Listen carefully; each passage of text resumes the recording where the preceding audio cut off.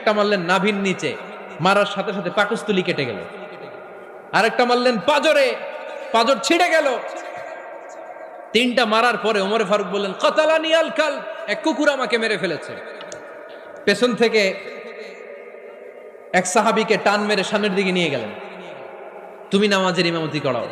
আর ওমরে ফারুককে বাকিরা ধরাধরি করে পেছনে নিতে আরম্ভ করলেন। আর এই আত্মাই আক্রমণ যে করেছে, সে কাতারের মাঝখান দিয়ে যেতে আরম্ভ করলো আর দুই দিকে ছুরি মারতে আরম্ভ করলো। 13 জন সাহাবীর গায়ে ছুরি মেরেছে, 7 জন সাহাবা স্পট ডেথ, জায়গায় মৃত্যু।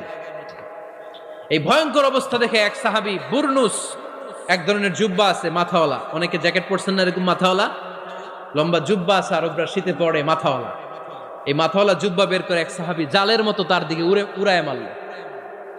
ওই বুরনুসের মধ্যে পেঁচিয়ে আবু লুলু মাটিতে পড়ে গেল আর সুইসাইড করে ফেলল, নিজের বুকে নিজে মেরে আত্মহত্যা।